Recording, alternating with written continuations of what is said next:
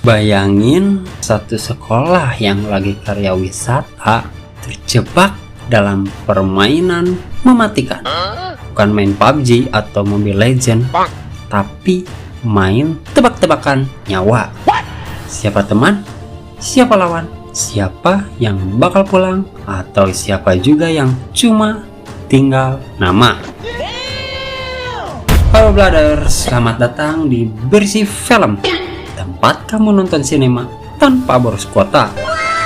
Kali ini kita bakal bahas alur cerita film yang bakal bikin kamu menangis, teriak, ketakutan, amnesia, serangan jantung, kejadian memalukan, buang angin tidak terkendali, dan diare yang hebat. Oke, tidak lain dan tidak bukan Naik Hascom. Persiapkan headset kalian, matikan juga lampu, dan izin sama ibu, karena 1 jam ke depan kalian akan menghilang dari LED. Oke, check it out. Let's go, bray.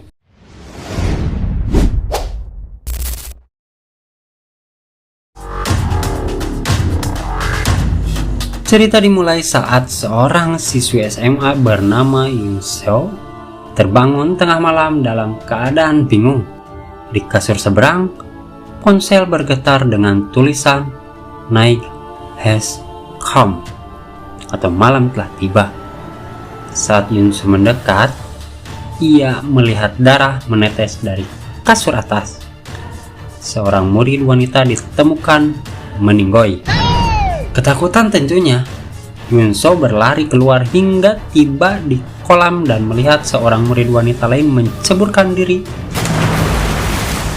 Semakin panik, Yunseo berlari kembali, namun dihadang murid-murid aneh yang lagi kopdar. Tiba-tiba Yunseo tersadar sudah berada di dalam bus. Rupanya itu hanyalah mimpi. Saat ini Yunseo dan teman-temannya sedang dalam perjalanan retret tahunan sekolah. Di dalam bus ya seperti murid-murid biasanya, ada yang lagi gibah, ada yang lagi ngorok juga, ada yang lagi main permainan mafia gitu, mafia-mafiaan. Namun karena terlalu ribut, sekelompok murid perundung menghentikan mereka. 야! 빨리! 정신이 자잖아. 그렇다고. Yunseo memperhatikan seorang murid pria bernama Junhee yang tertidur. Diam-diam Somi memotretnya karena dia ngacai mungkin, dan memamerkan fotonya ke teman-teman. Teman Yunseo bahkan menggoda Yunseo agar duduk dekat Junhee, tapi Yunseo membantahnya. Era merun tuh.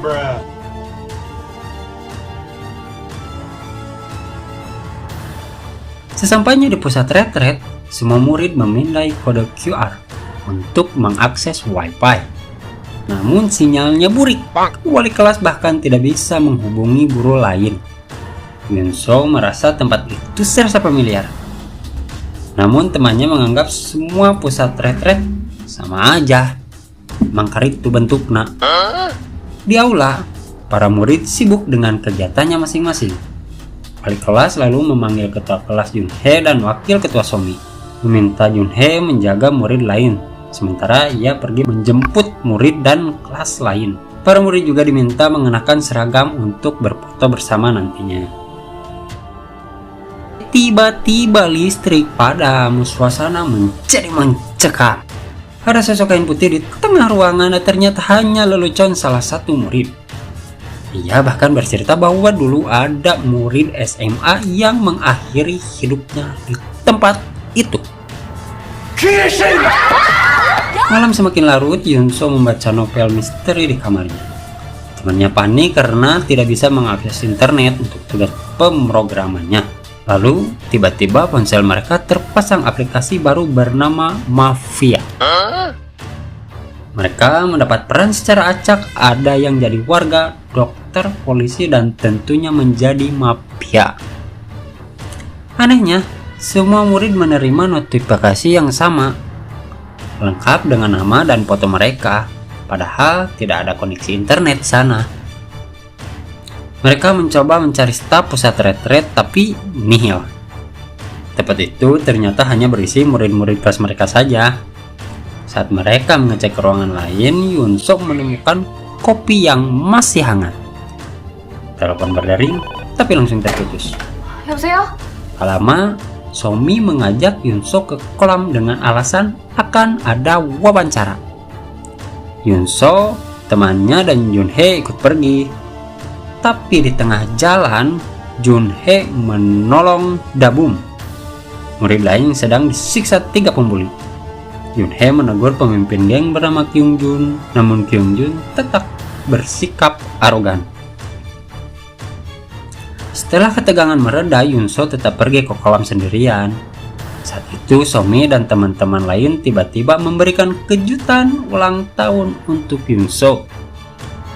Namun kejutan itu berakhir buruk ketika Somi mendorong Yunso ke kolam. Awalnya Yunso mengira itu masih bercanda, sampai ia merasakan ada sesuatu yang menyeret kakinya di dasar kolam. Apa itu, teman-teman? Junhee datang tepat waktu dan menyelamatkan Yunso, membawanya ke UKS. Yunso mengingat kalau Junhee pernah trauma dengan air, namun Junhee mengaku sudah melupakannya. Somi dan yang lainnya lalu datang dan Junhee meminta Somi minta maaf. Walaupun Somi menangis, teman Yunso curiga Somi hanya pura-pura. Malam itu, saat semua mulai tenang, tiba-tiba suara dari speaker terdengar. Narator permainan mafia mengumumkan bahwa waktu voting akan segera berakhir. Tepat pukul 12 malam, nama murid yang dituduh sebagai mafia disebutkan. Ternyata murid yang tadi bercanda soal hantu. Awalnya semua mengira ini bagian dari permainan, sampai murid itu tiba-tiba kesakitan. Matanya berubah jadi putih, lalu membenturkan kepalanya sendiri berkali-kali hingga berdarah. Semua murid panik. Murid itu berlari, menabrak kaca, dan tewas di tempat. Narator permainan kembali berbicara murid itu adalah warga. Saat semua masih syok, tiba-tiba suara pip terdengar dan semua murid serentak tertidur.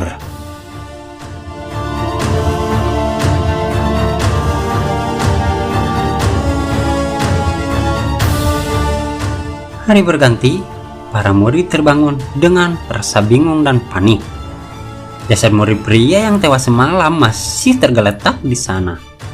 Mereka sama sekali tidak tahu apa yang sebenarnya terjadi. Ponsel mereka tiba-tiba kembali berdering. Narator misterius menyebabkan bahwa semalam ada yang dieksekusi oleh mafia.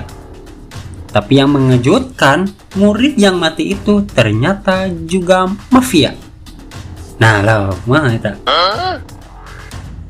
Semua murid jadi makin panik dong. Beberapa berinisiatif mencari asal suara narator dan ingin langsung ke studio. Tapi saat mereka pergi, malah menemukan korban baru. Teman Dabum yang tewas di toilet, korban dieksekusi oleh mafia. Saat mereka sampai di studio, tempat itu kosong. Tak ada siapapun. Permainan yang semula dianggap hiburan, kini benar-benar menjadi mimpi buruk. Junhee menyarankan agar semua segera meninggalkan tempat itu. Namun, ketika mereka bergegas keluar, ponsel mereka kembali berdering. Narator memperingatkan, para pemain tidak boleh melewati batas. Semua orang bingung. Namun, ada 2 murid yang tetap nekat pergi. Saat mereka melewati batas, keduanya langsung kehilangan kesadaran. Lalu saling membenturkan kepala hingga tewas. Keduanya ternyata warga.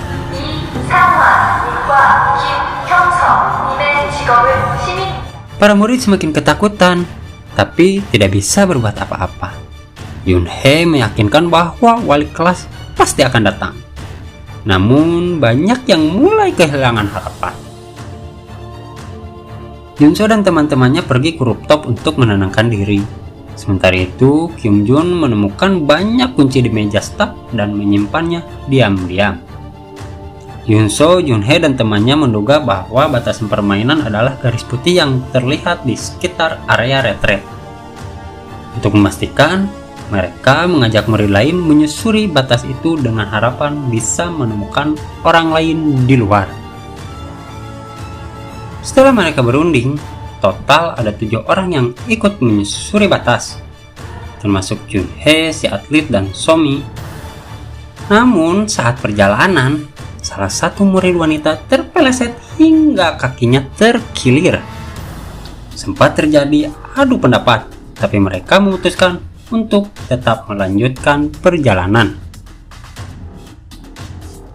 Di sisi lain, Yunso dan Dabum memindahkan jasad teman mereka ke lemari pendingin. Yunso juga memeterai jasad di toilet dan menemukan ponsel milik korban serta tabung hidran berlumuran darah. Yunso mulai mencurigai ada sesuatu yang aneh. Korban di toilet itu mafia, seharusnya tidak bisa mati begitu saja dong. Dabum bingung, mengapa mafia justru membunuh mafia lain. Sementara itu, para murid yang menyusuri batasan hampir mencapai tebing. Namun, mereka terkejut saat melihat dari kamera ada 2 orang sedang memancing di bawah. Mereka berteriak meminta bantuan, tetapi kedua orang itu tak bergerak sama sekali. Bahkan burung camar di sekitar mereka tampak membeku di udara.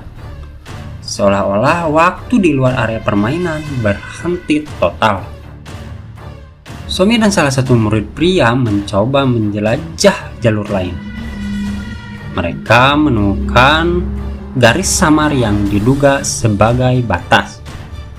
Namun, si murid pria tergelincir dan melewati batas tersebut. Ia pun langsung dieksekusi. Salah satu murid wanita yang melihat kejadian itu shock berat tentunya. Rewas atuh. Si pria mulai bertingkah aneh, mencungkil kedua matanya sendiri lalu berguling hingga tubuhnya tertancap di pohon. Tim penyusur batas makin panik dong. Sementara itu, di dalam gedung, Yunso mulai mendengar bisikan-bisikan aneh yang tidak didengar oleh orang lain. Ia pun pergi sendirian dan menemukan ruangan tersembunyi berisi banyak monitor serta telepon. Semua peralatan tampak mati, namun saat Yunso meninggalkan ruangan, semuanya menyala sendiri. Yunso kembali mendekati temannya yang sedang mencoba memeriksa kode dari aplikasi mafia. Tapi sistem error, bahkan ponsel milik murid yang sudah tewas pun tak bisa dinyalain. Seolah-olah ponsel hanya berfungsi saat pemiliknya masih hidup. Yunso bercerita pada temannya bahwa sejak awal ia sudah merasakan ada hal yang aneh. Ia sempat melihat hantu di kolam dan merasa hantu itu juga muncul di basement. Tapi temannya tetap tidak percaya. Kini permainan semakin nyata dan para murid mulai benar-benar terjebak di dalamnya. Satu demi satu tumbang dengan cara yang semakin mengerikan.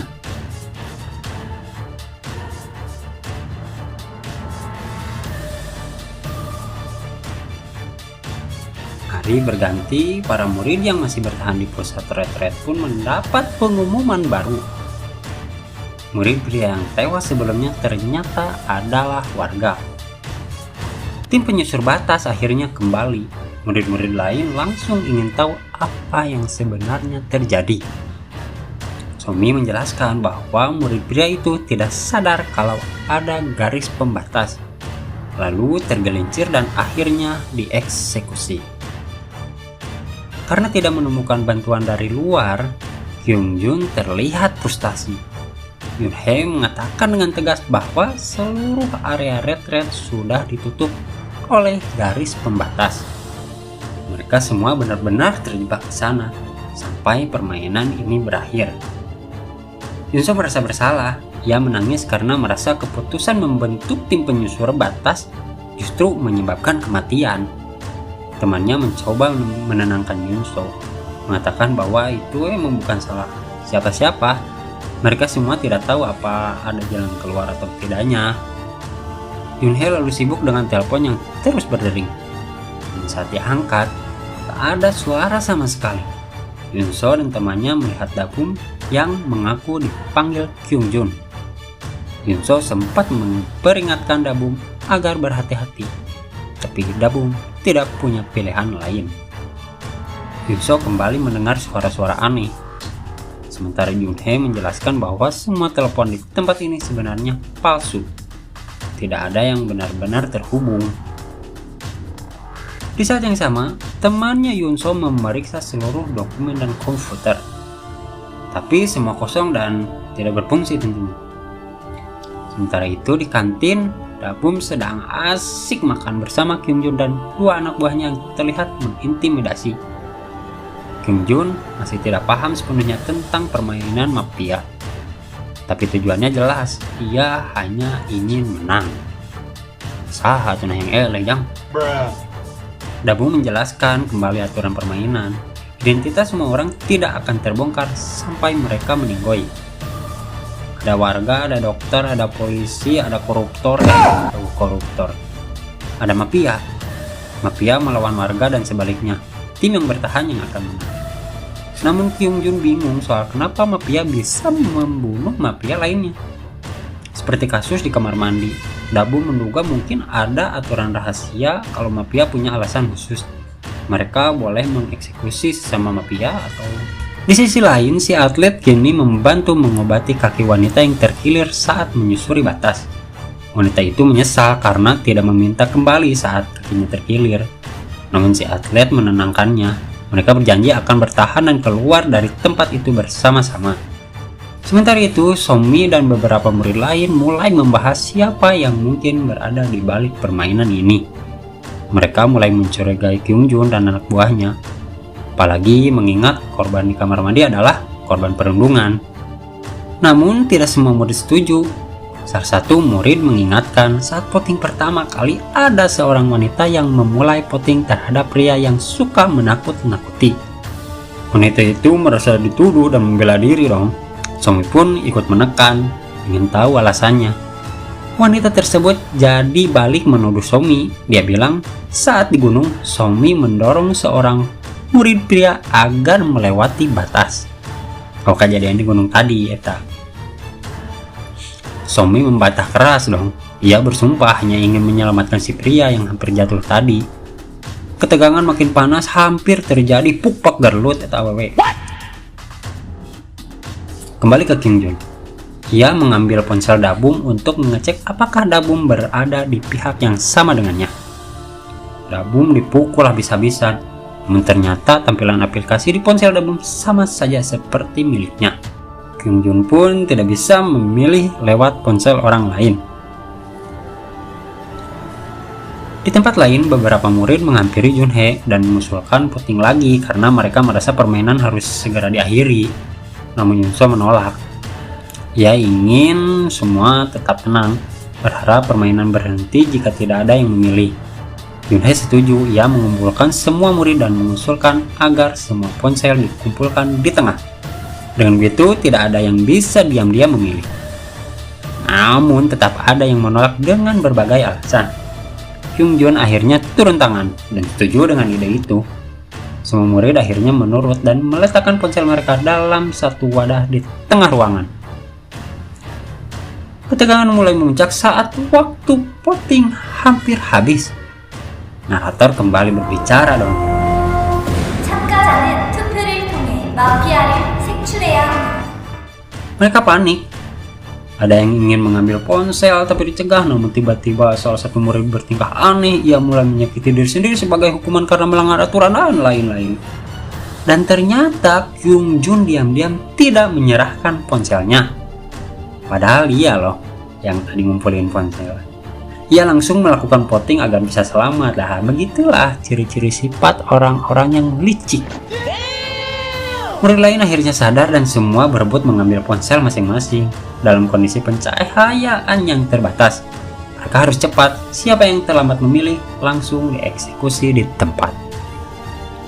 Kini bukan hanya soal memilih siapa mafia, tapi soal siapa yang bisa bertahan cukup cepat untuk memilih atau meninggoy. Episode 4 dibuka dengan situasi kacau balau setelah voting di malam sebelum. Banyak korban berjatuhan baik dari warga maupun mafia karena tidak sempat voting tepat waktu, langsung dieksekusi. Kyung-jun bahkan sempat menemukan ponsel si atlet dan melemparkannya jauh. Si atlet tak bisa voting dan akhirnya tubuhnya kehilangan kendali, dieksekusi dengan tragis. Voting pun ditutup, hasilnya wanita yang sebelumnya bertengkar dengan Somi dinyatakan sebagai mafia dan dieksekusi. Tapi ternyata wanita itu adalah warga biasa. Ia meninggal dengan penuh amarah karena merasa dihianati oleh teman-temannya. Malam kembali tiba, semua murid tertidur. Tapi keesokan paginya kembali ada korban. Seorang murid wanita ditemukan tewas dibunuh oleh mafia. Narator mengumumkan bahwa dokter semalam sempat menyelamatkan seorang murid pria, pacar dari murid yang tewas. Murid pria itu justru merasa bingung kenapa dirinya yang diselamatkan. Situasi makin panas, murid-murid mulai saling menyalahkan.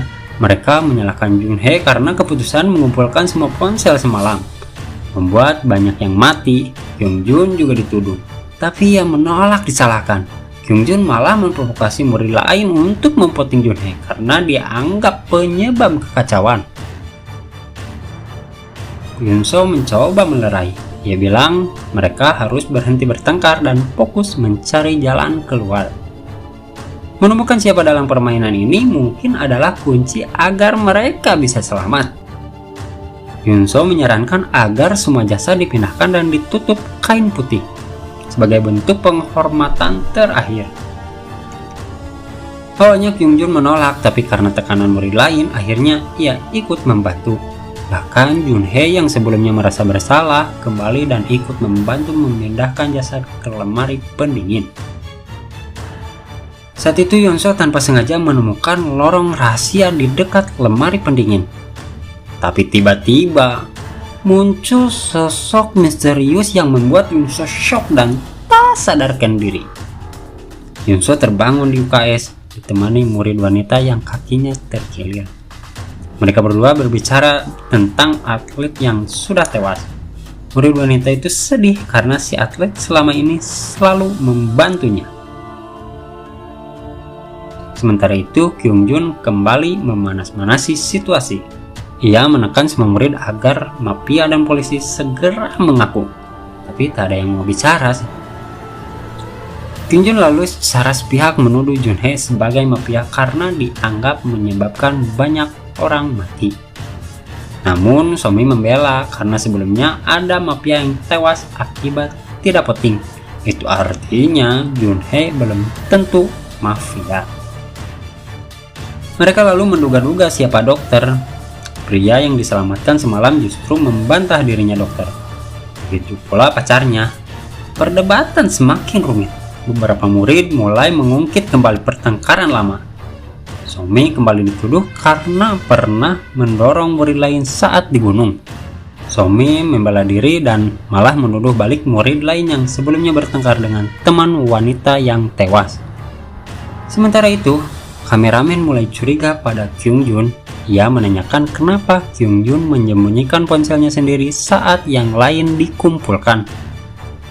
Kyung-jun terpojok, lalu balik menuduh si kameramen sebagai pembunuh murid wanita pagi ini. Alasannya si kameramen pernah diam-diam merekam murid wanita itu dan sempat memohon agar videonya dihapus dari internet. Kameramen membantah, tapi Kyung-jun langsung memulai voting untuk memilih si kameramen sebagai mafia. Dua anak buahnya Kyung-jun ikut memvoting dan Kyung-jun memaksa murid lain untuk ikut memvoting juga. Murid lain mulai terpecah, sebagian setuju dengan Kyung-jun, sebagian juga masih ragu.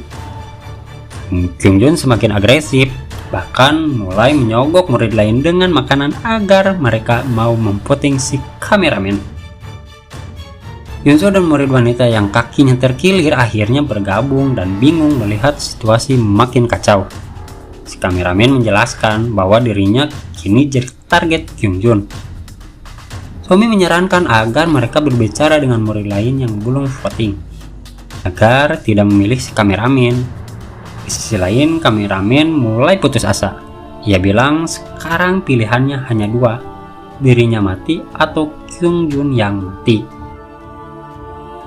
Ia meminta bantuan agar semua orang memvoting Kyungjun demi menyelamatkan warga yang tersisa. Akhirnya 6 orang setuju untuk memvoting Kyungjun. Tinggal 2 orang lagi nih yang belum memvoting, murid pria dan pacarnya. Sementara itu Yunso kembali ke lorong yang ia temukan sebelumnya. Ia masuk sendirian untuk memastikan ada apa di dalam. Tapi di tengah perjalanan Yunso terjatuh hingga masuk ke basement. Temannya yang mendengar suara jatuh panik. Tapi Yunso ternyata fine only. Di dalam basement Yunso menemukan ruangan berisi monitor CCTV yang masih aktif. Sekarang pertanyaannya, siapa sebenarnya yang mengawasi semua ini di balik layar? Dan siapa yang akan jadi korban selanjutnya?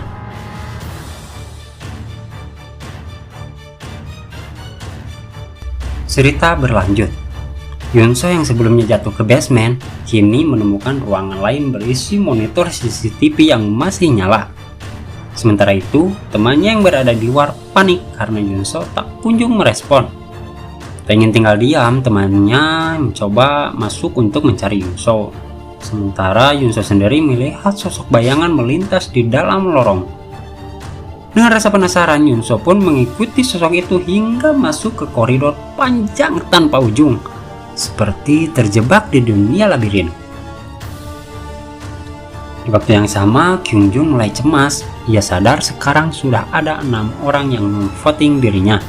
Rencana Kyungjun berubah. Ia ingin membuktikan bahwa si kameramen lah adalah mafia yang sebenarnya. Kyungjun dan anak buahnya pergi. Sementara Somi dan Junhye terus berusaha meyakinkan sepasang murid yang belum voting agar memvoting Kyungjun. Tapi si wanita menolak keras, tidak ingin dipaksa siapapun. Ia bahkan mencurigai Somi sebagai mafia karena terlalu memaksa. Junhye lalu mengejar si kameramen yang putus asa. Junhye meminta si kameramen kembali ke kamar dan menunggu mereka berunding. Sementara itu, Yunso yang masih berada di dalam labirin akhirnya menemukan pintu terbuka. Begitu masuk, pintu terkunci otomatis. Telepon berdering, tapi tidak ada suara. Yunso mengecek sekeliling ruangan dan menemukan kotak berisi album foto kelasnya. Tapi anehnya dalam foto itu semua wajah murid buram, kecuali satu wajah seorang murid wanita. Yunso semakin bingung dan mulai curiga kalau wanita itu adalah sosok hantu yang beberapa kali dilihatnya. Di sisi lain, Kyungjun bertemu dengan murid wanita yang sebelumnya juga memvoting si kameramen. Karena merasa berada di pihak yang sama, Kyungjun mengajaknya bekerja sama. Namun saat Somi dan Junhye kembali berusaha membujuk sepasang murid yang memvoting Kyungjun, si wanita itu tetap tidak mau. Ia menolak diatur dan curiga semua orang adalah mafia. Somi hampir kehilangan kesabaran dan akhirnya mereka pun mundur. Saat kembali mencari si kameramen, Junhye dan Somi mendapati kamar si kameramen kosong.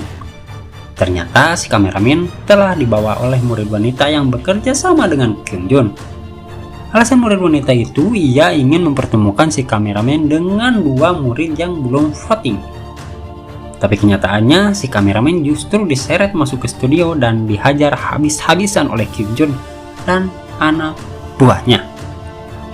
Sementara itu, teman Yunso yang masih di luar akhirnya kembali bertemu dengan Yunso. Yunso menceritakan apa yang ada di dalamnya, jatuh ke basement, menemukan ruang monitor, lorong tanpa ujung, dan foto misterius dengan satu wajah murid wanita yang tidak buram. Yunso menduga itu adalah hantu yang sering muncul. Mungkin murid yang dulu pernah retret di tempat ini mengajung jurigan. Junhei lalu datang dan memberitahu bahwa si kameramen menghilang. Mereka bertiga segera mencarinya. Di studio, Kyung Jun makin brutal. Ia bahkan menusukkan benda tajam ke paha si kameramen, memaksanya mengaku sebagai mafia. Saat Kyung Jun hendak mencongkel mata si kameramen akhirnya menyerah dan mengaku.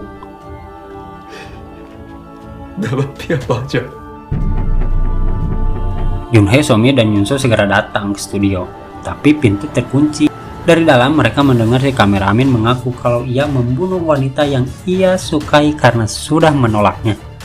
Kyung Jun menuntut pengakuan itu sebagai bukti. Junhei berusaha membuka pintu dan berhasil. Mereka langsung menyelamatkan si kameramen.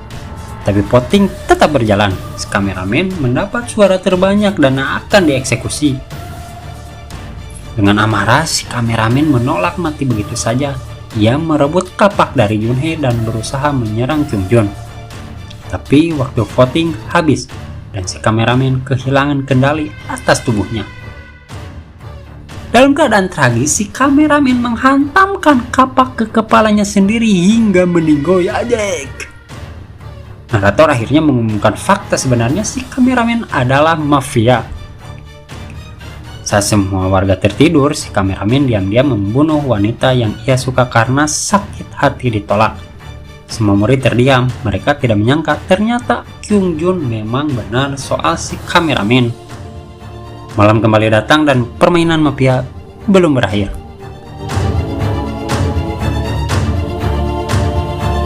Pagi harinya, para murid terbangun masih dengan perasaan tak percaya atas kejadian semalam. Narator mengumumkan polisi telah menggunakan keahliannya dan mafia telah membunuh satu murid wanita lagi. Murid wanita yang memiliki pacar. Sekarang, murid pria itu menangis di sudut ruangan berduka atas kematian pacarnya. Tak lama, Kyung Jun mengumpulkan semua murid dengan penuh percaya diri. Kyung Jun menegaskan bahwa dirinya benar soal si kameramen yang ternyata mafia. Menurutnya, jika mereka ingin menemukan mafia lainnya, seharusnya kalian mengikuti perintahnya. Kyung Jun bahkan ingin menentukan sendiri siapa yang akan divoting berikutnya. Junhei langsung protes dong sebagai ketua murid. Ia merasa voting seharusnya diputuskan bersama-sama, bukan hanya berdasarkan keputusan Kyung Jun. Tapi Kyung Jun bersikeras. Baginya, orang-orang yang kemarin mencoba memvoting dirinya adalah mafia. Somi ikut membela diri. Ia merasa dituduh tidak adil karena wanita yang tewas semalam adalah temannya sendiri. Jika dia mafia, tak mungkin ia membunuh temannya. Tapi menurut Kyung Jun, dalam permainan ini bahkan teman bisa saling membunuh. Diskusi semakin memanas, murid lain mulai curiga terhadap peran dokter dan polisi yang belum terlalu terlihat. Mereka menduga dokter adalah si pria yang pacarnya baru saja meninggal, karena sebelumnya pria itu pernah diselamatkan. Si pria mendengar semua omongan itu dan jadi tidak tenang. Kyung Jun yang sudah kehabisan kesabaran akhirnya menunjuk Junhei sebagai mafia berikutnya. Alasannya, Junhei terlalu membela kameramen kemarin. Somi jelas tidak setuju, begitu juga Yunso. Yunso menolak mengikuti voting Kyung Jun jika tanpa bukti. Yunso lalu mengingatkan semua orang tentang ruangan CCTV di basement. Ia yakin semua kejadian terekam di sana. Mereka pun pergi ke ruangan CCTV dipandu Yunso. Tapi saat diperiksa, file rekaman ternyata kosong, seolah-olah semua sudah dihapus. Situasi jadi makin memburuk. Kyung Jun dan beberapa murid langsung menuduh Yunso sebagai mafia yang sengaja menghapus rekamannya. Murid lain ikut bingung, bagaimana bisa Yunso tahu ada ruangan CCTV kalau bukan dia yang menghapusnya. Yunso berusaha meyakinkan semua orang. Ia bahkan meminta temannya untuk mencoba memulihkan file rekaman yang terhapus. Voting pun ditunda sampai hasil rekaman bisa dibuktikan. Namun, Somi masih bersikeras ingin voting Yunso sekarang juga. Teman yang kakinya terkilir mencoba melerai, tapi Somi malah menuduh temannya sendiri sebagai mafia. Suasana jadi makin panas. Sementara itu, teman Yunso bekerja keras untuk memulihkan data. Yunso dan Junhee memeriksa ulang ruangan yang sebelumnya ditemukan Yunso. Anehnya, lorong yang tadinya terbuka sekarang sudah tertutup tembok, seperti tidak pernah ada. Di malam hari, Yunso dan Junhee berbicara di rooftop. Yunso menceritakan semua keanehan yang ia rasakan sejak datang ke tempat itu, termasuk mimpi tentang kematian. Junhee berjanji tak akan membiarkan Yunso mati. Mereka harus pulang bersama-sama. Yunso kemudian teringat sesuatu. Ia menunjukkan lampu pendeteksi darah yang dibawanya.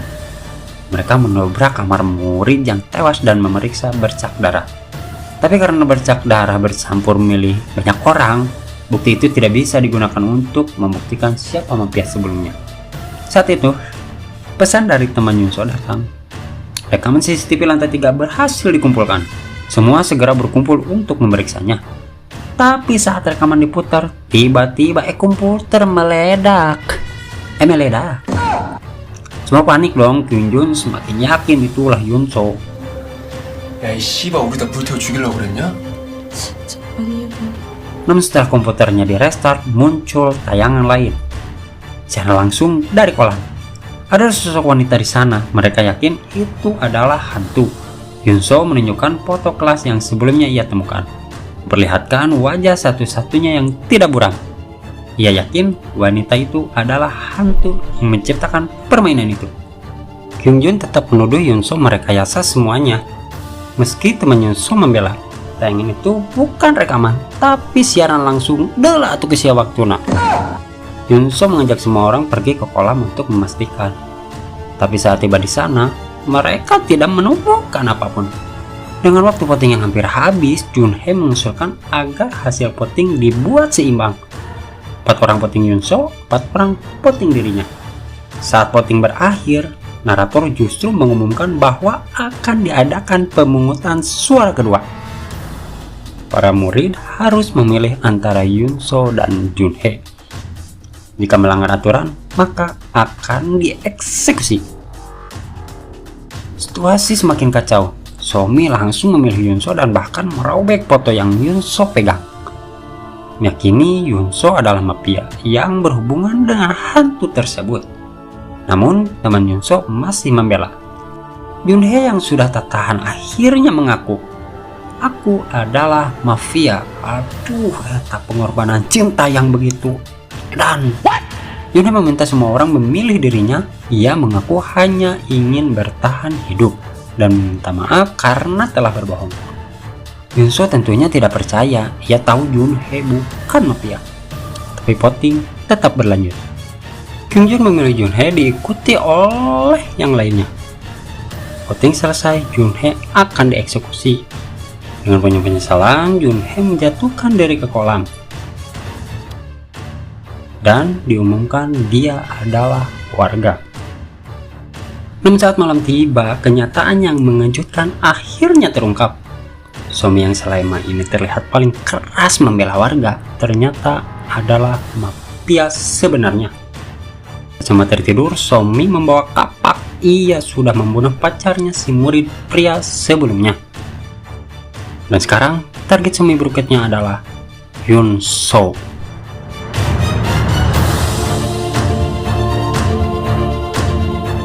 Kebenaran yang mengejutkan akhirnya terungkap. Di hari pertama permainan, Somi terbangun bersama mafia lainnya, termasuk si Dabum dan kameramen. Mereka berdiskusi. Awalnya bersepakat tidak akan membunuh siapapun. Rencana mereka sederhana, bertahan hidup sampai wali kelas datang esok hari bersama murid-murid lainnya. Namun, pesan misterius muncul. Jika mafia tidak mengikuti peraturan, salah satu dari kalian akan dieksekusi. Waktu pun habis, salah satu mafia akhirnya harus dieksekusi. Terdengar suara seseorang yang sedang mendagor-dagorkan kepala ke tembok. Mafia lain berusaha menghentikannya, tapi sudah terlambat dan Dabum pun tewas. Kini, Setelah Junhei mengaku sebagai mafia, padahal bukan, Somi sangat terpukul. Ia ingin membunuh Yunso, tetapi suara narator menghentikan niatnya. Mafia harus berdiskusi terlebih dahulu sebelum memilih target. Hari berganti, Yunso yang masih hidup langsung menuju kolam dan menemukan Junhei mengambang. Yunso menarik Junhei ke tepian, menyesal karena belum sempat mengungkapkan perasaannya. 말이라도 해볼 걸. 좋아한다고. Namun tiba-tiba narator kembali berbicara. Mungkin ini hal-hal yang tidak terduga juga ya. Dokter telah menggunakan keahliannya. Junhei ternyata hidup kembali. Yunso pun menangis lega. Di sisi lain, salah satu anak buah Kyung Jun si Petet terlihat mencuci pakaian berlumuran darah. Aksinya dipergoki murid lain, membuat panik dan kecurigaan dong. Narator pun menyebutkan bahwa mafia semalam telah membunuh. Korbannya adalah anak buah Kyung Jun sendiri. Tiba-tiba teriakan terdengar. Salah satu murid menemukan jasad anak buah Kyung Jun yang tewas mengenaskan. Semua langsung mencurigai anak buah Kyung Jun yang lainnya, namun ia menyangkal keras. Yunso memutar jasad beserta bukti-bukti di sekitarnya. Yunso merasa ada yang aneh. Korban tampak ditikam berkali-kali, lebih brutal dari sebelumnya. Seolah mafia memang ingin si korban benar-benar meninggoy gitu. Anak buah Kyung Jun tetap bersikeras bukan dirinya pelakunya. Ia meminta Kyung Jun membelanya, tapi Kyung Jun justru semakin menyudutkannya. Di dinding tiba-tiba muncul tulisan Junhei adalah warga setempat. Tulisan itu seolah ditinggalkan oleh polisi, namun semua murid bingung dong karena tidak tahu siapa yang menulisnya. Junhei akhirnya mengaku bahwa sebelumnya ia berbohong. Ia bukan mafia, melainkan warga Bojong Soang. Junhei juga tidak tahu siapa dokter yang telah menyelamatkannya. Namun, Kyung Jun dan beberapa murid lain masih tidak percaya. Mereka meragukan kenapa saat Junhei mati, identitasnya tidak langsung diumumkan oleh narator seperti biasanya. Situasi pun memanas, anak buah Kyung Jun kembali disudutkan. Kali ini banyak murid yakin dialah pelaku pembunuhnya. Kyung Jun mengajak yang lain untuk memvoting anak buahnya sendiri. Anak buah Kyung Jun tidak terima dong, sampai sempat ingin menyerang. Lalu dihentikan sama Yunso. Junhei marah pada Kyung Jun. Menurutnya Kyung Jun terlalu semuanya sendiri. Jika dibiarkan pasti banyak yang berharap Kyung Jun yang mati berikutnya. Junhei mengusulkan agar malam ini semuanya berkumpul jam 11 dan tidak ada yang memvoting sebelum saat itu. Kyung Jun dengan berat hati setuju. Setelah itu, Junhei berbicara dengan Somi. Hubungan mereka merenggang. Somi berdalih bahwa ia melakukan semua itu demi menyelamatkan Junhei. Tapi Junhei tidak mau berterima kasih. Ia tidak pernah meminta bantuan Somi. Somi pun kecewa, ia merasa selama ini selalu ada di pihak Junhei. Di tempat lain, Yunso dan Junhei memeriksa kamera yang mereka temukan.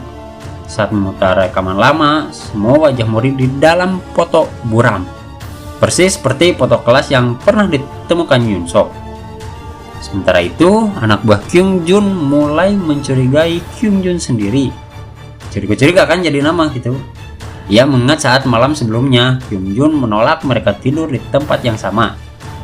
Ia semakin yakin Kyung Jun lah mafia yang sebenarnya. Anak buah Kyung Jun mengikuti diam-diam. Ia melihat Kyung Jun mengambil sesuatu dari kotak hidran. Ternyata kapak yang sebelumnya digunakan si kameramen. Yunso sendiri terus mengotak-atik kamera. Ia merasa ada yang aneh saat menyorot wajah.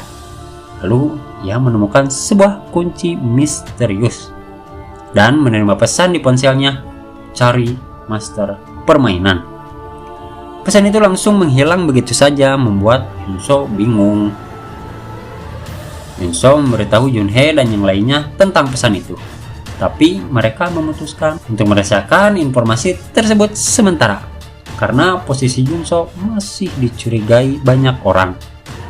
Sementara itu, murid pria yang pacarnya tewas kini mengamati Kyungjun dan anak buahnya yang membawa kapak. Ia mengikuti mereka diam-diam hingga ke gudang. Namun, ia justru melihat pertarungan antara Kyungjun dan anak buahnya sendiri. Anak buah Kyungjun menuduh Kyungjun sebagai mafia yang berusaha menghilangkan bukti. Pertarungan itu terhenti saat murid pria tersebut ketahuan. Ia berusaha lari tapi dihajar dan dibungkam. Karena terus berontak, ia akhirnya jatuh dengan kepala terbentur keras. Dan dalam posisi sekarat, Kyungjun dan anak buahnya tak membuang waktu. Mereka memutuskan membunuhnya demi menyembunyikan sebuah kebenaran.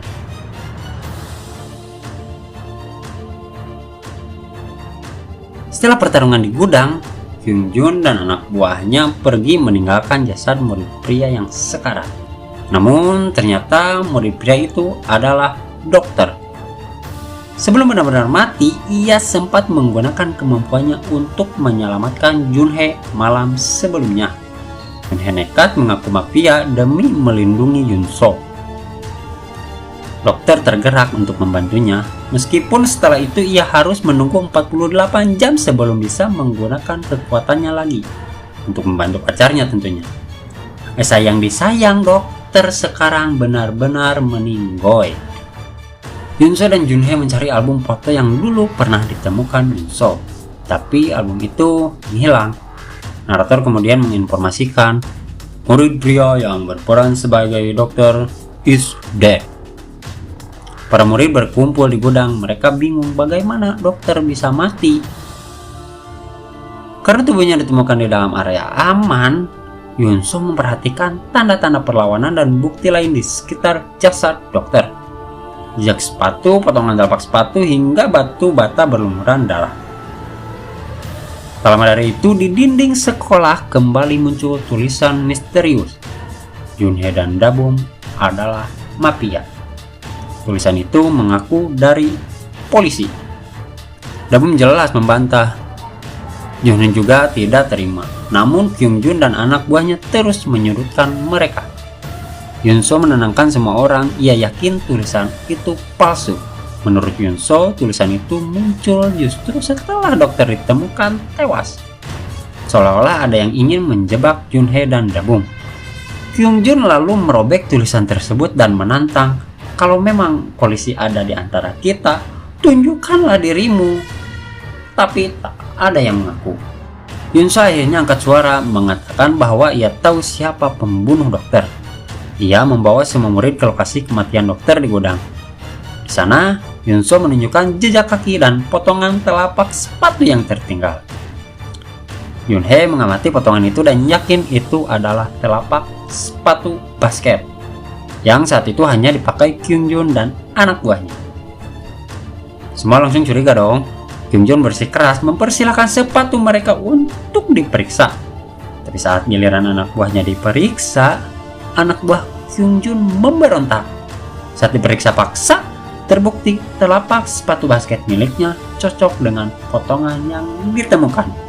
Yunso juga menemukan bekas gigitan di tangan anak buah Kyungjun, membuktikan bahwa dokter sempat melawan. Namun Yunso belum selesai. Ia mengungkapkan bahwa ada jejak sepatu lain di gudang yang kemungkinan besar milik Kyungjun itu sendiri. Situasi makin memanas dong. Ngebubulak. Kyungjun dan anak buahnya dihajar hingga harus dipisahkan.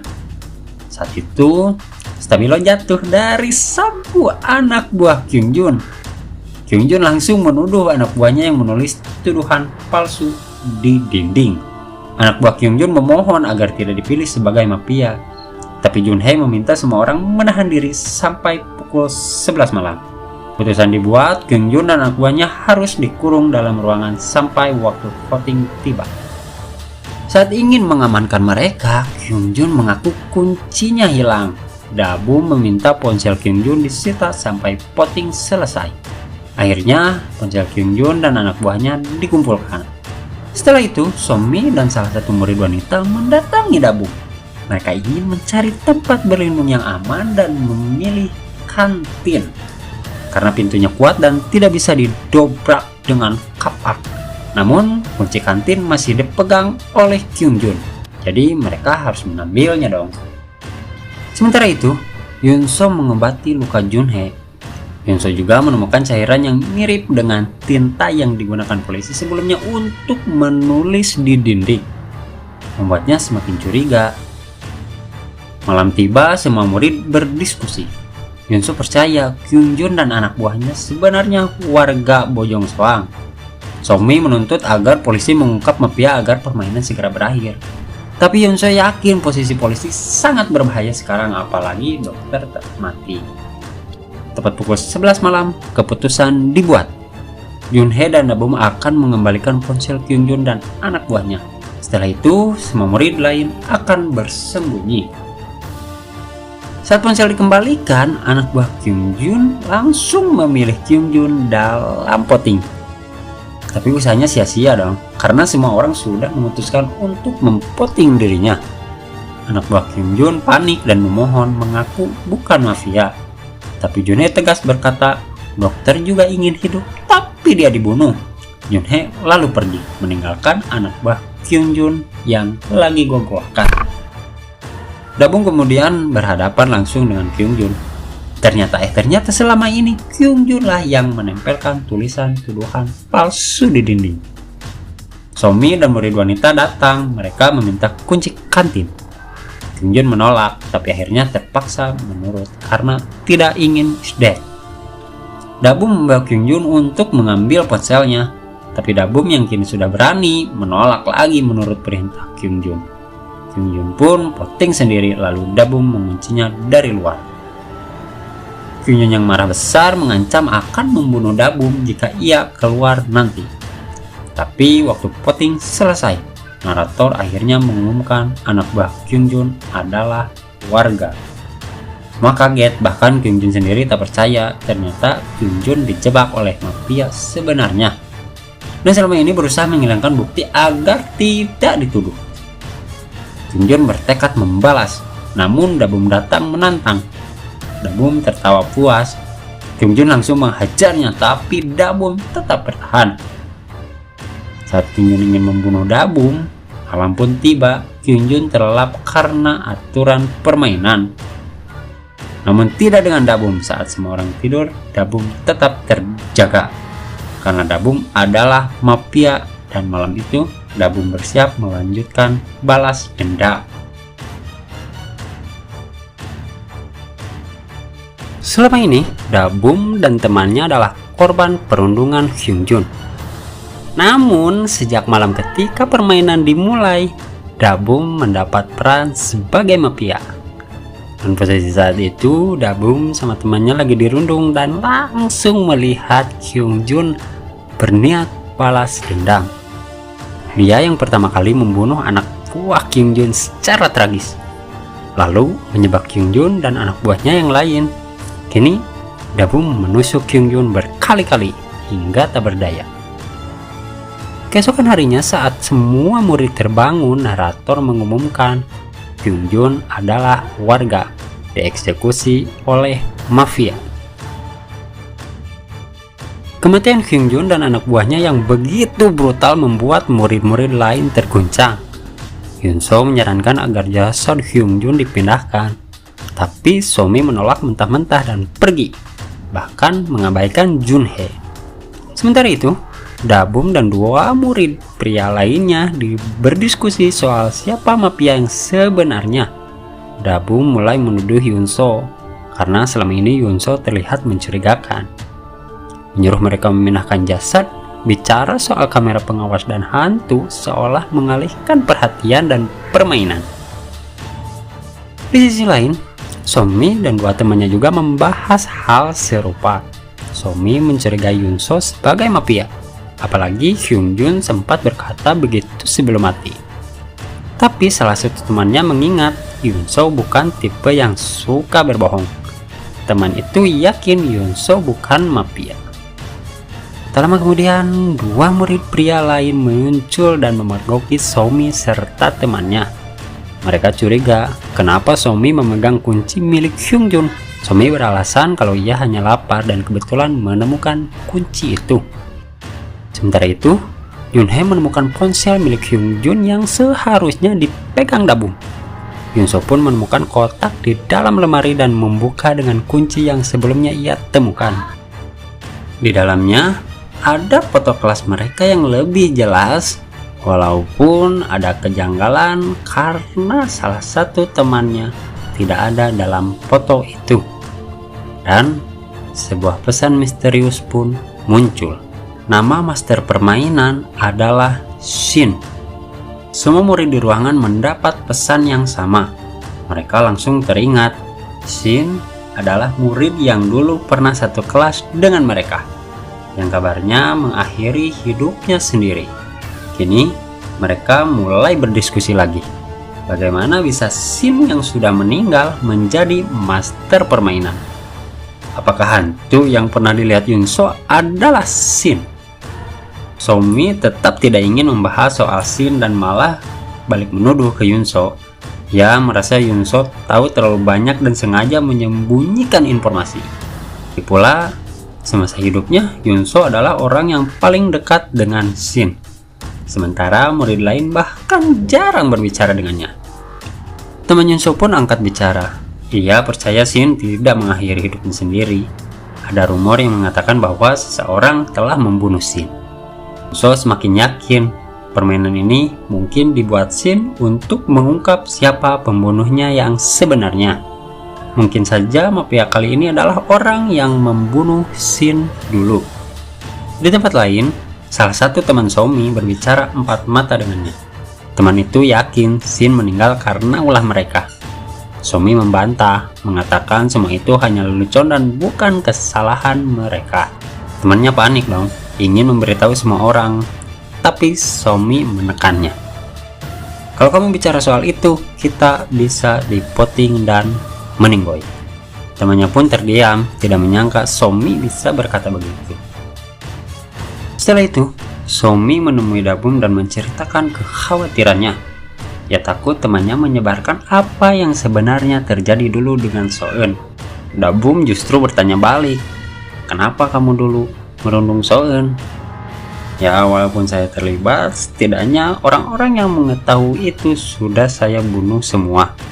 Lalu Dabum berbisik, kalau teman mau bicara tentang Soeun, aku tidak akan melindungimu lagi. Di sisi lain, Junhee menunjukkan ponsel Hyungjun yang anehnya kembali ditemukan di tempat lain. Ini membuat Yunso bingung, karena berarti Hyungjun sempat dikurung dan terjadi pemberontakan dari dalam. Yunso jadi curiga, bisa jadi Hyungjun dan anak buahnya sebenarnya saling membunuh karena saling curiga. Lalu mafia sengaja memancing kekacauan itu sejak awal. Somi yang masih terganggu emosinya kembali ke kantin dan memarahi temannya yang masih membahas soal hantu Soeun. Tapi akhirnya Somi sendiri mulai mencurigai Dabum sebagai mafia. Alasannya jelas, Hyungjun dan dua anak buahnya mati, yang berarti balas dendam Dabum sebagai korban perundungan telah terpenuhi. Namun, Somi belum memutuskan untuk memvoting Dabum. Ia mengaku punya kandidat yang lebih mencurigakan. Malam tiba dan murid-murid saling menuduh. Yunso dan Junhee bertanya kepada Dabum, kemana saja semalaman sehingga ponsel Hyungjun bisa tertinggal di ruangan lain. Dabum tanpa kesulitan menjawab dong, tapi beralasan kalau ia tidak pernah bertemu Hyungjun sendirian, melainkan bersama Somi dan temannya. Dua murid pria jadi curiga ke Somi dan temannya karena ketahuan mengambil kunci Hyungjun. Somi membela diri bilang ia menemukan kunci itu di kotak hidran. Semua murid mulai mengingat kalau selama ini Somi dan temannya memang tidak pernah akur dengan Soeun. Perlahan tuduhan mengarah ke Somi. Somi yang terpojok langsung mencari jalan keluar. Ia mengaku tahu siapa yang memulai rumor video tentang Soeun dulu, dan akhirnya memvoting temannya yang kakinya terkilir. Teman itu tentu saja tidak terima. Itu kalian, Somi yang membuat video itu. Somi yang benci Soeun karena Junhee. temannya yang benar-benar merasa dijebak. Ia bahkan berteriak agar semua orang tahu siapa Somi sebenarnya. Namun Somi tetap tenang, tapi saat itu temannya membuka kartu terakhirnya. Aku adalah polisi. Tak, semua murid terdiam. Teman itu pun menunjukkan bukti kepada semua murid dan mengungkap Somi adalah mafia. Semua kini tahu dan permainan semakin mendekati akhir.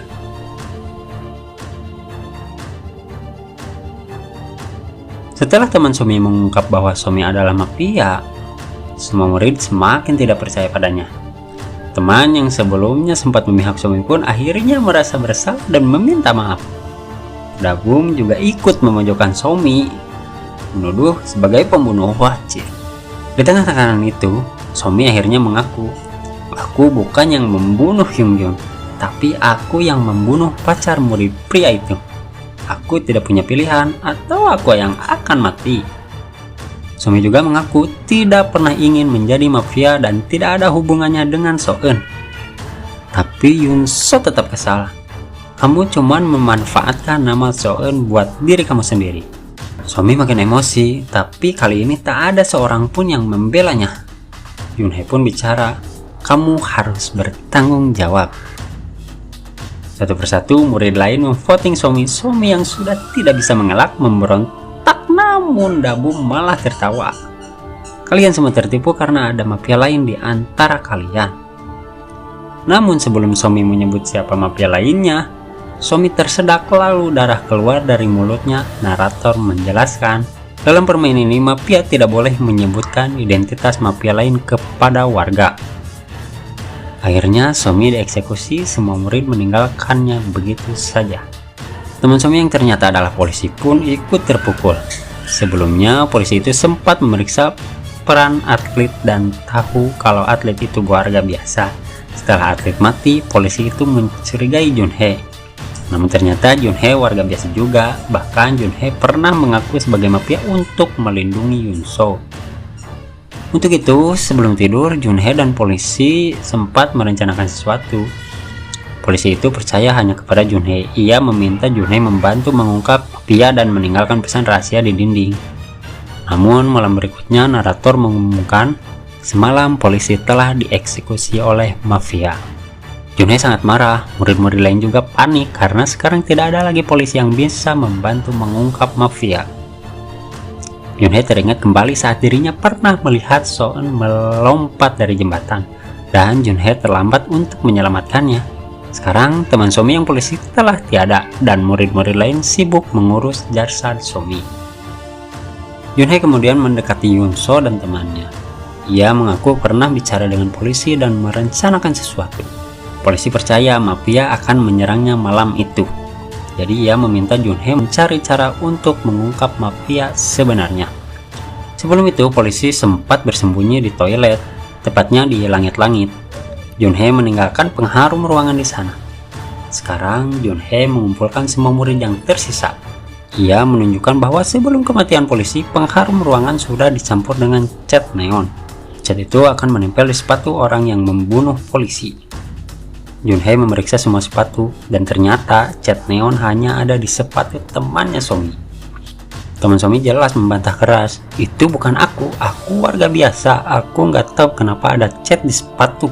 Yunso ikut membantu memeriksa. Anehnya di telapak sepatu tidak ada cat sama sekali. Yunso jadi ragu dong, seharusnya cat neon pasti juga ada di telapak. Junhye tak bicara lagi dan pergi. Yunso dan temannya kembali ke toilet untuk memastikan. Mereka merasa aneh karena semua sepatu bersih, tapi di sepatu temannya Somi hanya ada sedikit cat, bukan banyak. Yunso yakin mafia yang sebenarnya masuk toilet tanpa sepatu. Yunso dan temannya kembali menyelidiki. Mereka menemukan darah di tempat persembunyian polisi. Yunso yakin yang terluka pasti mafia. Setelah itu, Yunso bicara empat mata dengan Junhye dan menunjukkan buktinya. Junhye setuju untuk memeriksanya lagi. Jika tidak ketemu mafia sebenarnya, mereka terpaksa harus voting malam itu juga.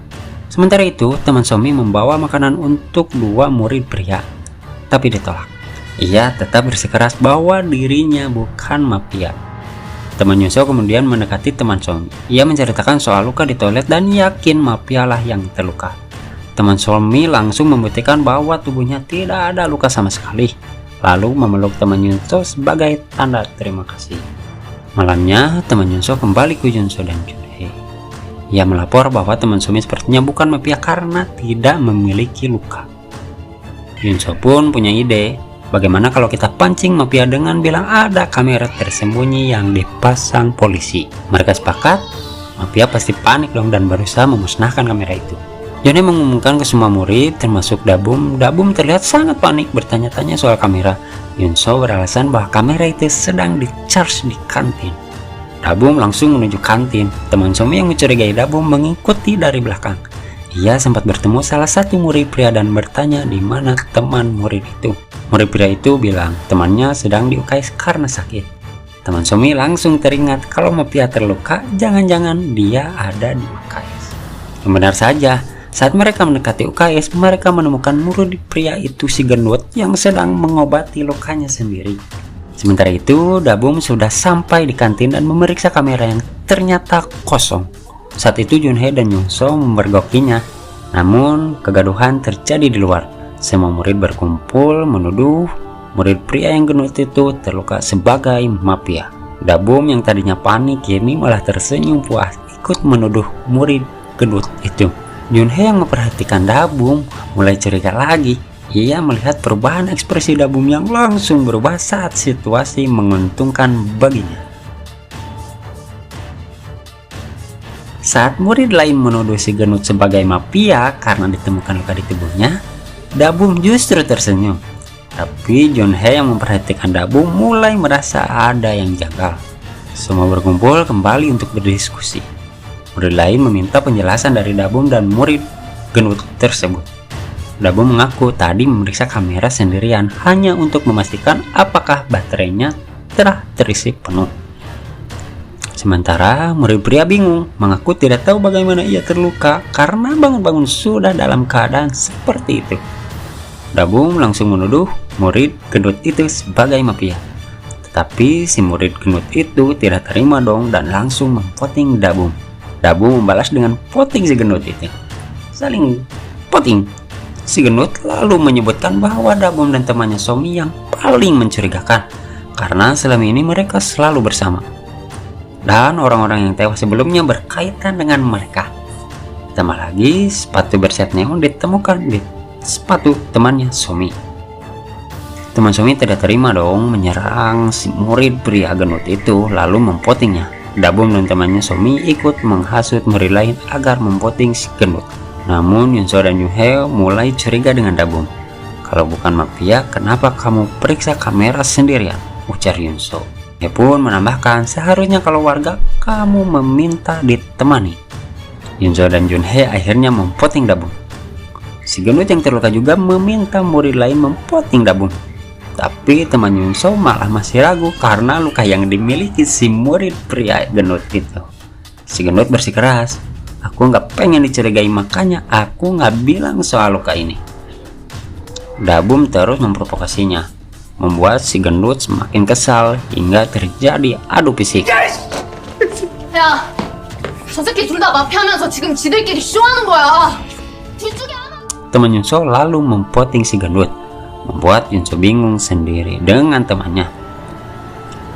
Si gendut berkata putus asa, kalau gitu mungkin temanku sendiri yang Mafia, karena cuman aku yang terluka.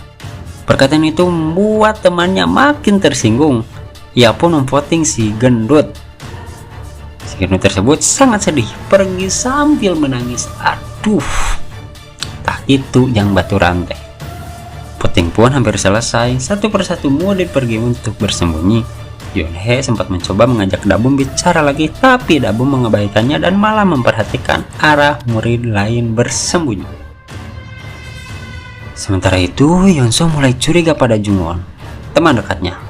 Yunso bingung bagaimana mungkin Jungwon tahu lokasi persembunyian polisi di langit-langit toilet, padahal Junhee tidak pernah menyebutkan ke siapapun. Di sisi lain, Junhee mendatangi Dabum di toilet dan memukulinya. Kenapa kamu membunuh mereka semua? tapi Dabum tetap mengaku sebagai warga Konoha. Junhei bahkan sempat ingin membunuh Dabum untuk membuktikan perannya, tapi Junhei tak sanggup melakukannya. Dabum lalu berkata, "Kamu gak pernah anggap aku teman, bahkan saat aku dirundung kamu cuma dia." Dabum mengungkap semua sakit hatinya. "Aku bahkan pernah berpikir buat bunuh diri gara-gara Hyungjun, tapi kamu cuma peduli di depan orang, pura-pura baik." Junhei mencoba menahan emosi dan berkata, "Aku cuma minta jangan bunuh Yunso atau yang lainnya." Kembali ke Yunso, akhirnya Jungwon terpojok. Jungwon ternyata adalah mafia. Ia tahu semua rencana Yunso dan Junhei, bahkan mengatur cara menghapus rekaman CCTV dan menyusun strategi menyingkirkan Hyunjun dan anak buahnya lebih dulu. Yunso shock, tapi ia masih percaya Jungwon tak akan membunuh siapapun meski jadi mafia. "Tolong bilang sesuatu biar aku bisa percaya kamu kalau kamu bukan mafia." Jungwon mengaku, "Kalau kamu udah tahu, sebaiknya kamu cepat bersembunyi." Sementara itu, murid wanita menuju kantin dan menemukan pintu terkunci. Tiba-tiba, murid pria yang terluka datang dan menyerangnya, berniat membunuhnya sebelum dia sendiri dieksekusi. Teman segendut bersembunyi di UKS. Voting selesai, murid gendut yang terluka akhirnya dieksekusi. Narator berkata, si gendut tersebut adalah warga biasa. Semua yang tersisa tidak menyangka, tapi sudah terlambat. Setelah itu, Yonso kembali memohon kepada Jungwon, "Tolong jangan bunuh lagi. Aku pengen permainan ini berhenti." Namun malam telah tiba. Narator menjelaskan bahwa mafia harus berdiskusi menentukan target. Dabum dan Jungwon bertemu karena mafia tinggal mereka berdua. Dabum kesal karena Jungwon tidak memberitahunya soal rencana kamera yang dibuat Yunso dan Junhei. Tapi Jungwon menjawab santai, "Itu adalah rencana dadakan. Aku bantu kamu voting murid pria kan? Kalau aku temui kamu dulu, aku juga pasti dicurigai." Dabum lalu bilang, "Aku pengen bunuh Junhei, tapi besok semua orang pasti akan curiga sama aku." Dabum mengusulkan rencana besar, "Daripada besok ketahuan, mending malam ini kita habisi semuanya." Jungwon setuju, tapi meminta biar aku yang membunuh Yunso dan Junhei.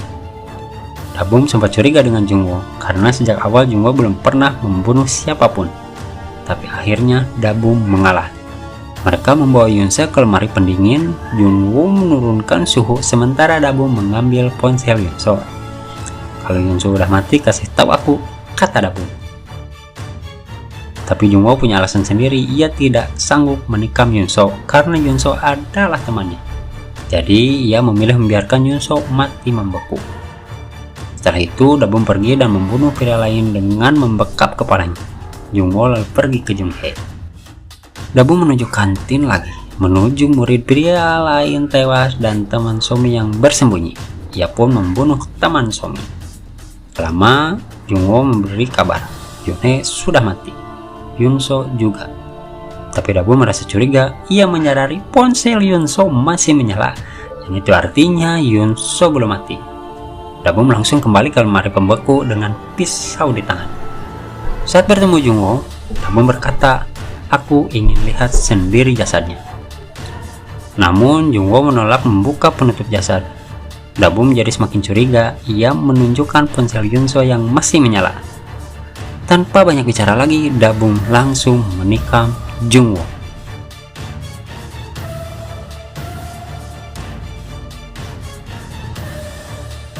Saat Dabum mencoba membunuh Jungwon, ternyata ia tidak bisa melakukannya. Mafia tidak bisa membunuh sesama mafia. Jungwon memanfaatkan kesempatan itu, melawan Dabum lalu menguncinya di dalam lemari pendingin. Dabum yang panik berusaha memberontak lalu mencoba membunuh Yunso yang disangka masih di dalam. Tapi yang ia tikam ternyata bukan Yunso. Ternyata sebelumnya Jungwon sengaja menukar gelang milik Yunso ke jasad lain dan memindahkan Yunso. Dabum pun terjebak sendirian dalam lemari pendingin. Kedinginan, ketakutan, sampai ia mulai berhalusinasi melihat Hyunjun bangkit dan mengajaknya bermain basket. Tapi itu semua hanya ilusi. Keesokan paginya Yunso terbangun di tempat lain. Ternyata Junhee juga masih hidup. Narator menyebutkan, 밤사이 임응찬님과 최미나님이 마피아에게 처형당했습니다. Yunso menemui Jungwon, bertanya kenapa ia tidak ikut dibunuh. Jika semua warga mati seharusnya mafia menang loh. Tapi Jungwon hanya berkata ia harus mengurus Dabum dulu. Junhee yang mendengar itu langsung sadar. Jadi kamu mafia. Junhee marah besar, tapi Yunso menenangkan. Jungwon pergi lalu menemukan pintu lemari pendingin sudah terbuka. Dabum menghilang. Jungwon langsung memvoting Dabum, lalu memberitahu Junhee dan Yunso agar berhati-hati. Namun Junhee tidak lagi percaya pada Jungwon. Ia yakin Jungwon punya rencana sendiri. Junhee pun mengajak Yunso memvoting Dabum lebih dulu, lalu membunuh Jungwon. Saat ditinggal sendiri, Yunso menemukan sesuatu yang mencurigakan. Flash disk milik Jungwon. Yunso membuka isinya, ternyata berisi program yang berhubung dengan seluruh tempat ini. Yunso juga mengingat ulang tahun dulu saat ia memberi gelang kepada Jungwon, tapi sekilas wajah Jungwon berubah jadi Soeun. Di foto-foto yang ada, wajah Jungwon bahkan tidak muncul. Yunso shock dong, ia sadar Jungwon sebenarnya adalah Soeun. Setelah itu, Jungwon berpapasan lagi dengan Junhee. Jungwon bilang Dabum menghilang dan minta bantuan. Tapi Junhee menolak. Tak lama, Dabum mengirim pesan, "Aku sudah menyandra Yunso." Jungwon dan Junhee bergegas. Tetap Dabum mengancam akan membunuh Yunso. Ia memaksa Jungwon untuk melompat. Dabum berkata, 내가 못 죽이면 네가 죽어야지. namun Jungwon tahu mafia tidak bisa mengakhiri hidupnya sendirian. Situasi semakin tegang. Yunso berusaha melepaskan diri. Junhee menyerang Dabum, tapi terkena pukulan batu. Saat Dabum akan membunuh Jungwon, ia malah menusuk Yunso. Junhee kembali melawan. Kali ini Dabum tertusuk pisaunya sendiri dan tewas. Yunso yang sekarat memanggil Junhee, "Aku kangen Soeun. Aku pengen permainan ini selesai." Jungwon meminta maaf, ia tak punya pilihan, tapi melihat kondisi Yunso, Jungwon memutuskan mengeluarkannya dari permainan. Jungwon pun melompat dari atap, permainan mafia pun berakhir. Warga dinyatakan menang. Yunso terbangun dengan kabel-kabel menempel di tubuhnya. Ia kebingungan. Teman-temannya ternyata juga ada di sana, tertidur dalam tabung.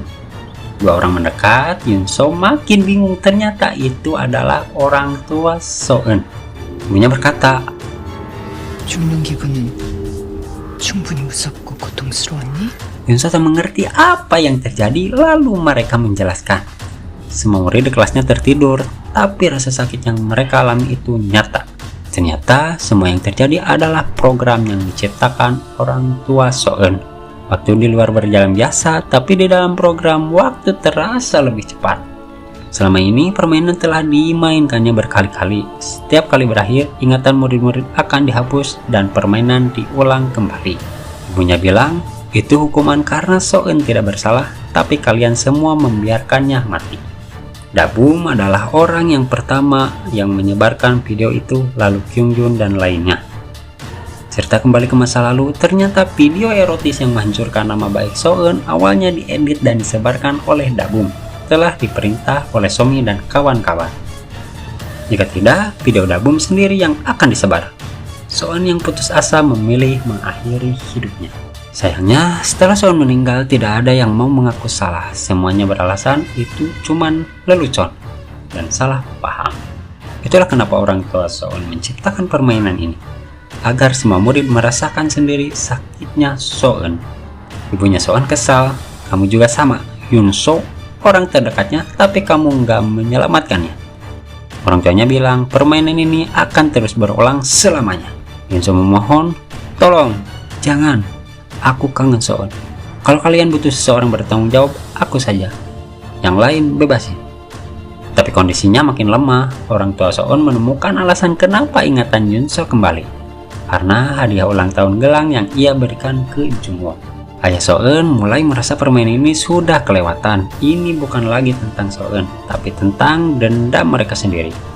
Tapi ibunya So-eun tetap keras kepala. Yunso akhirnya tertidur kembali. Saat Yunso tersadar, ia berada di dalam bus.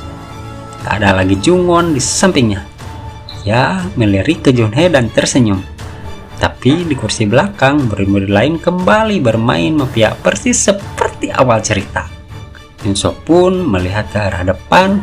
Gurunya sedang menelpon bahwa murid lainnya tertinggal di belakang. Sama persis seperti kejadian sebelumnya. Yunso makin panik, ia melirik ke arah Jungwon yang duduk di dekatnya tapi kini terasa lebih jauh. Dan cerita pun berakhir.